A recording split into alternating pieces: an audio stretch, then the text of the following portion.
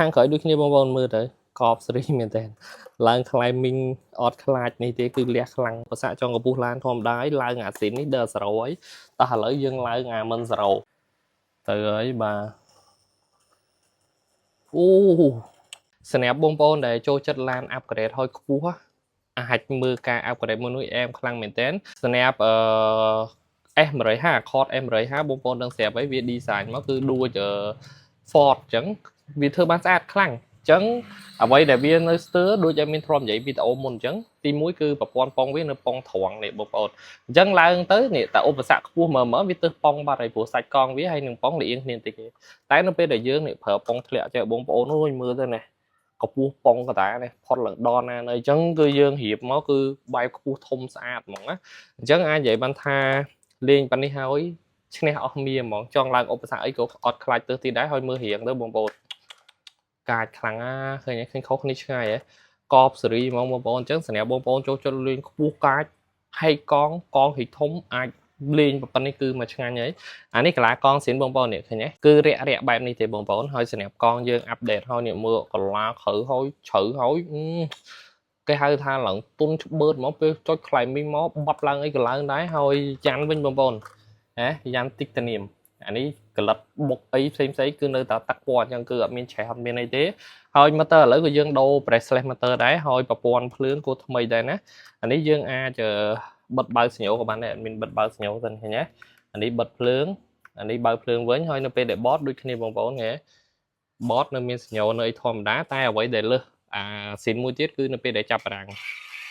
ឃើញទេភ្លឺនៅពេលដែលអាយ៉ែលូតភ្លើងសទៀតឃើញទេឲ្យសញ្ញាដឹងទៀតអែមខ្លាំងអានេះអាចនិយាយបានថាលេងប៉ុណ្នេះមកឆ្ងាញ់ហើយយើងចង់ឲ្យទៅមុខទៅក្រោយអូតូក៏បានដែរតើបងប្អូនឥឡូវយើងចូលដល់ការតេស្តបន្តិចហ្មងទៅកុំឲ្យបងប្អូនរងចាំយូរបងប្អូនឥឡូវនេះយើងឲ្យ function វាទៅអូតូក៏បានដែរជាមួយ admin មួយទៅអូតូណាអូខេមួយទៅអូតូបែបវាយឺតហើយ crawler តែម្ដងទៅបងប្អូនឃើញទេមើលឡើងទៅបងប្អូន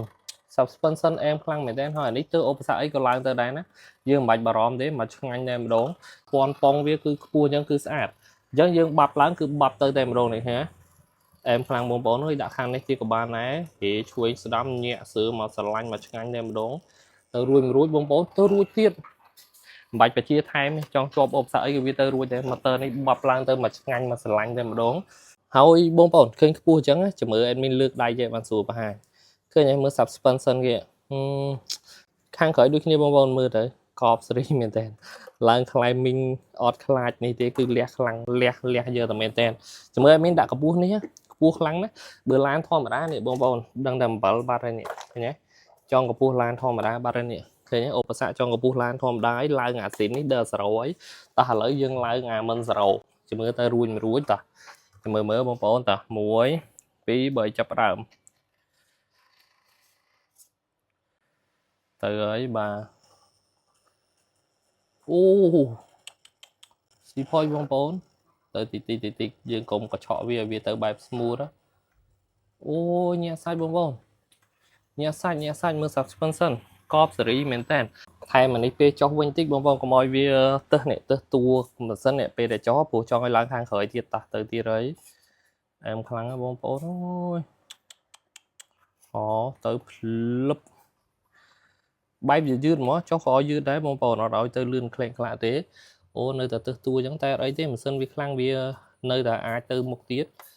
បាទដល់ខាងក្រោយម្ដងលើហើយ smooth ហ្មងបងប្អូនឃើញទេអត់មានកធិអីទេណាលេងស្អាតមែនតើហ្មង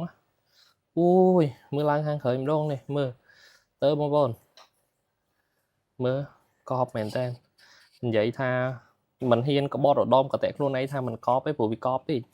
មើលទៅឡាន climbing កម្ពស់ខ្ពស់ខ្លាំងចូលជាងមួយតាក់អីបាទបើដាក់ឡានស៊ីនដូចឃើញក្បាលវីដេអូអញ្ចឹងគឺវាចង់ប្រប៉ិនកម្ពស់ឡានស៊ីនអី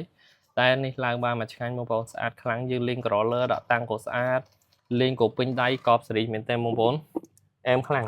គឺរៀងខ្ពស់អែមខ្លាំងអូខេអញ្ចឹងសម្រាប់បងប្អូន